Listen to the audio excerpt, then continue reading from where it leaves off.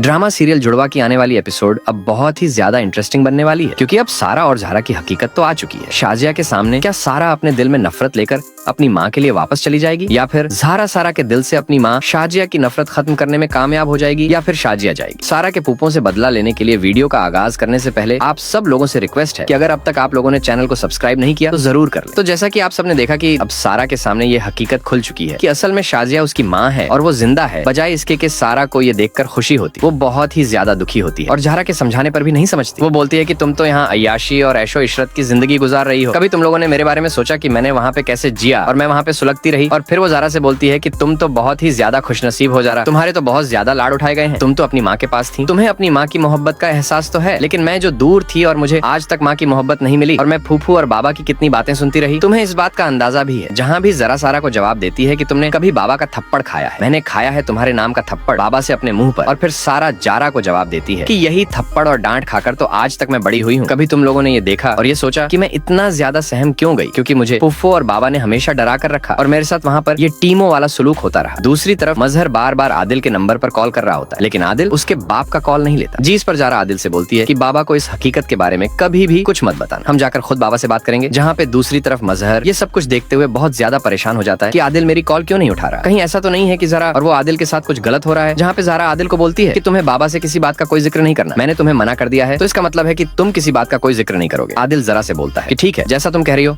मैं वैसा करूंगा, लेकिन एक दफा मामू की कॉल तो उठाने दो, वो परेशान है हमें लेकर। मैं उन्हें बता दूंगा कि हम ठीक ठाक हैं और हम 1-2 दिन में वापस कराची आ जाएंगे। जिसके बाद ज़ारा आदिल से बोलती है कि तुम सारा को समझाओ, वो यहाँ पर नहीं रहना चाह रहे, मैंने उसे बहुत समझाया है, लेकिन वो मेरी बात सुनने के लिए तैयार नहीं है। सारा सारी जिंदगी माँ के प्यार को तरसी है और आज जब माँ उसके सामने है तो वो उसे क्यों छोड़कर जा रही है। मैं नहीं चाहती कि सारा दोबारा उस माहौल में जाए, क्योंकि मैं वहाँ पर रहकर देख कर आई हूँ और मुझे अंदाजा हो गया है कि सारा का मार रहना कितना मुश्किल था और सारा ने बहुत ज्यादा दुख और तकलीफें बर्दाश्त की हैं। मुझे वहाँ जाने के बाद इस चीज का अंदाजा लगाया गया, लेकिन मैं कभी भी पुप्पों को माफ नहीं करूंगी। मैं इस चीज का बदलाव उससे जरूर लूंगी कि उसने मेरी बहन के साथ ये कुछ किया और मेरी माँ को इतना डरा धमका कर वहाँ से निकाल दिया। अब सारी की सारी हकीकत मेरे सामने आ चुकी है, इसीलिए मैं कभी भी अपनी जिंदगी में तुम्हारी अम्मी को माफ नहीं करूंगी। आदिल चाहे इसके लिए जो कुछ भी हुआ मैं उसको सजा जरूर दिलवाऊंगी। फिर आदिल ज़ारा से बोलता है कि ज़रा तुम जो भी करो मुझे पता है कि तुम बिल्कुल ठीक करो और मैं इस मामले में तुम्हारा साथ दूंगा और मैं हमेशा हक और सच के साथ तुम्हारे साथ खड़ा रहूंगा और तुम्हारे साथ लड़ूंगा। जहाँ फिर आदिल ज़ारा से बोलता है कि ठीक है, मैं एक कोशिश कर लेता हूँ सारा को समझाने की, और अगर वो ना मानी तो जीस पर ज़ारा बोलती है कि तुम एक कोशिश तो करो, हो सकता है कि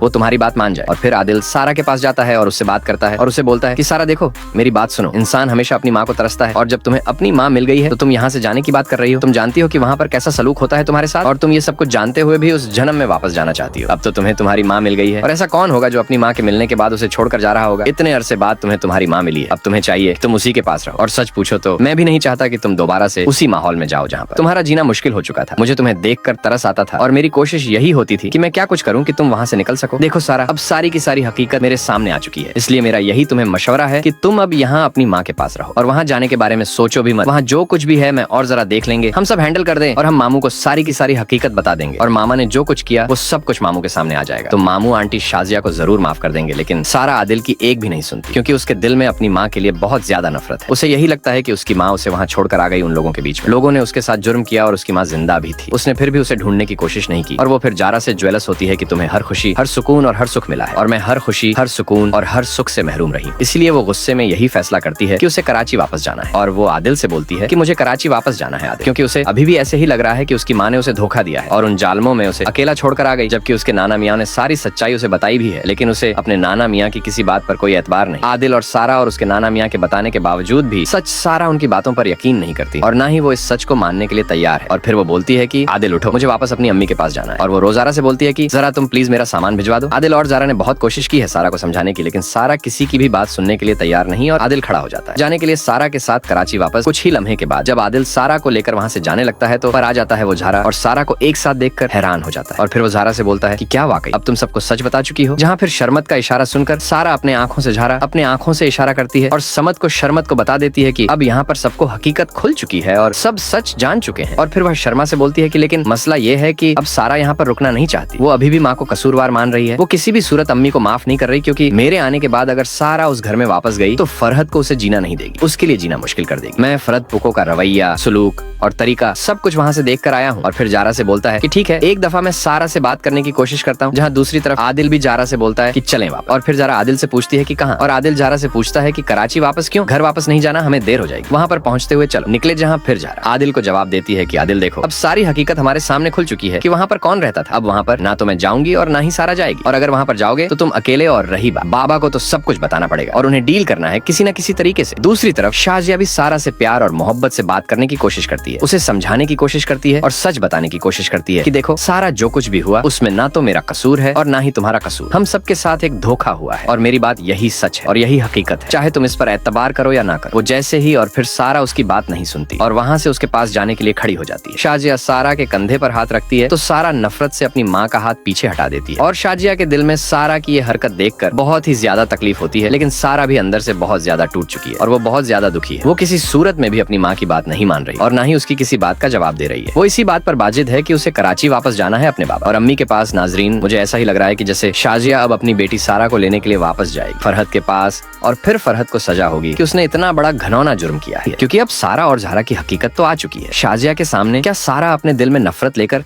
अपनी माँ के लिए वापस चली जाएगी, या फिर ज़ारा सारा के दिल से अपनी माँ शाजिया की नफरत खत्म करने में कामयाब हो जाएगी, या फिर शाजिया जाएगी। सारा के पुप्पों से बदला लेने के लिए वीडियो का आगाज करने से पहले आप सब लोगों से रिक्वेस्ट है कि अगर अब तक आप लोगों ने चैनल को सब्सक्राइब नहीं किया तो जरूर कर ले। तो जैसा कि आप सबने देखा कि अब सारा के सामने ये हकीकत खुल चुकी है कि असल में शाजिया उसकी माँ है और वो जिंदा है, बजाय इसके कि सारा को ये देखकर खुशी होती। वो बहुत ही ज्यादा दुखी होती है और ज़ारा के समझाने पर भी नहीं समझती। वो बोलती है कि तुम तो यहाँ अय्याशी और ऐशो इशरत की जिंदगी गुजार रही हो, कभी तुम लोगों ने मेरे बारे में सोचा कि मैंने वहाँ पे कैसे जिया और मैं वहाँ पे सुलगती रही। और फिर वो ज़ारा से बोलती है कि तुम तो बहुत ही ज्यादा खुशनसीब हो ज़ारा, तुम्हारे तो बहुत ज्यादा लाड उठाए गए हैं, तुम तो अपनी माँ के पास थी, तुम्हें अपनी माँ की मोहब्बत का एहसास तो है, लेकिन मैं जो दूर थी और मुझे आज तक माँ की मोहब्बत नहीं मिली और मैं फूफू और बाबा की कितनी बातें सुनती रही। तुम्हें इस बात का अंदाजा भी है। जहाँ भी ज़रा सारा को जवाब देती है कि तुमने कभी बाबा का थप्पड़ खाया है, मैंने खाया है तुम्हारे नाम का थप्पड़ बाबा से अपने मुंह पर। और फिर सारा ज़ारा को जवाब देती है कि यही थप्पड़ और डांट खाकर तो आज तक मैं बड़ी हुई हूँ। कभी तुम लोगों ने ये देखा और ये सोचा कि मैं इतना ज्यादा सहम क्यों गई, क्योंकि मुझे फुफ्फो और बाबा ने हमेशा डरा कर रखा और मेरे साथ वहाँ पर ये टीमों वाला सुलूक होता रहा। दूसरी तरफ मजहर बार बार आदिल के नंबर पर कॉल कर रहा होता है, लेकिन आदिल उसके बाप का कॉल नहीं लेता। जी इस पर ज़ारा आदिल से बोलती है कि बाबा को इस हकीकत के बारे में कभी भी कुछ मत बताना, हम जाकर खुद बाबा से बात करेंगे। जहाँ पे दूसरी तरफ मजहर ये सब कुछ देखते हुए बहुत ज्यादा परेशान हो जाता है कि आदिल मेरी कॉल क्यों नहीं उठा रहा, कहीं ऐसा तो नहीं है कि ज़ारा और वो आदिल के साथ कुछ गलत हो रहा है। जहाँ पे ज़ारा आदिल को बोलती है कि तुम्हें बाबा से किसी बात का कोई जिक्र नहीं करना, मैंने तुम्हें मना कर दिया है तो इसका मतलब है कि तुम किसी बात का कोई जिक्र नहीं करोगे। आदिल ज़रा से बोलता है कि ठीक है, जैसा तुम कह रही हो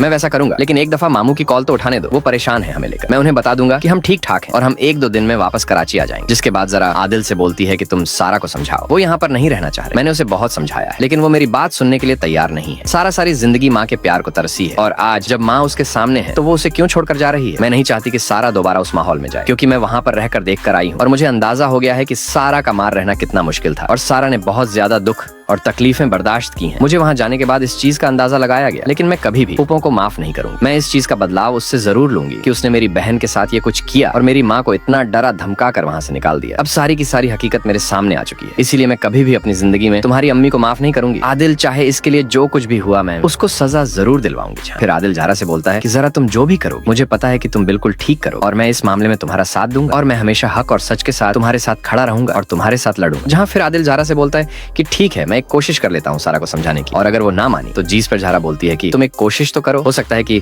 वो तुम्हारी बात मान जाए। और फिर आदिल सारा के पास जाता है और उससे बात करता है और उसे बोलता है कि सारा देखो मेरी बात सुनो, इंसान हमेशा अपनी माँ को तरसता है और जब तुम्हें अपनी माँ मिल गई है तो तुम यहाँ से जाने की बात कर रही हो। तुम जानती हो कि वहाँ पर कैसा सलूक होता है तुम्हारे साथ और तुम ये सब कुछ जानते हुए भी उस जन्म में वापस जाना चाहती हो। अब तो तुम्हें तुम्हारी माँ मिल गई है और ऐसा कौन होगा जो अपनी माँ के मिलने के बाद उसे छोड़कर जा रहा होगा। इतने अरसे बाद तुम्हें तुम्हारी माँ मिली है, अब तुम्हें चाहिए तुम उसी के पास रहो। और सच पूछो तो मैं भी नहीं चाहता कि तुम दोबारा से उसी माहौल में जाओ जहाँ पर तुम्हारा जीना मुश्किल हो चुका था। मुझे तुम्हें देखकर तरस आता था और मेरी कोशिश यही होती थी कि मैं क्या कुछ करूँ कि तुम वहाँ से निकल सको। देखो सारा, अब सारी की सारी हकीकत मेरे सामने आ चुकी है।